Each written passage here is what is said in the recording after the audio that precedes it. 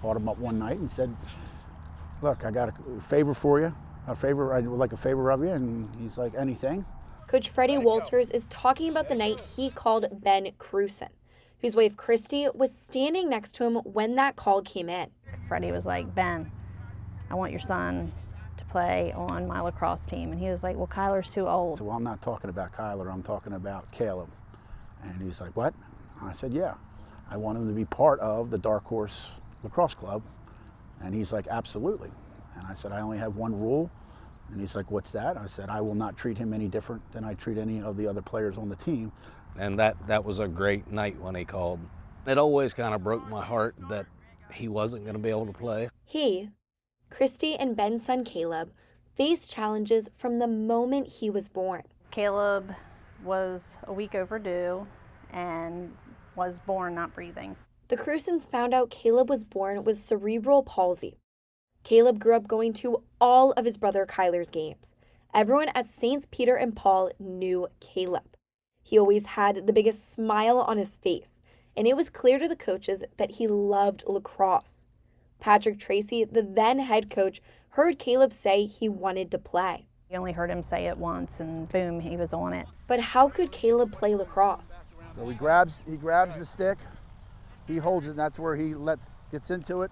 And when he's ready to go, he pulls it back as far as he can, and then he lets it go, and that's his shot, that's his pass. Every day, he worked with Freddie to be able to drive the wheelchair, hold the stick, and shoot the ball. Sometimes so hard that he gets blisters on his hands from where he holds it. He doesn't complain, and he wants to keep going. And Caleb's coach wanted him in the game. I went into the officials and said, look, I really would like to try to get our boy in the wheelchair at the end of the game. I'll save a timeout, call a timeout, let him come on. Caleb is now homeschooled, but he's still allowed to play for Saints Peter and Paul. And he told me he loves it. How do you like playing lacrosse? I like it. You like it a lot? Yeah. Caleb, get the angle here. He's going to recreate it. Goes around, shot, goal! The whole Severn bench, our bench, everybody on the field huddle around him and start jumping around him. I mean, it was just incredible. And Caleb? He just had the biggest smile on his face and just laughing. Oh my, it was priceless. Severn included Caleb's goal in the official book.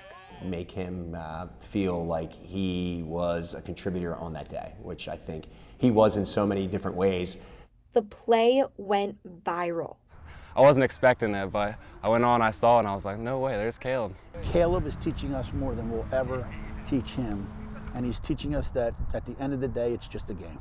That's probably the biggest thing that, that Caleb brings to the team, just with that smile and his love of life, yet alone the love of lacrosse, is that, hey, be happy with what you have. Life's short. Live it and have fun, and that's Caleb to the T. Alexa Wooten, CNS TV.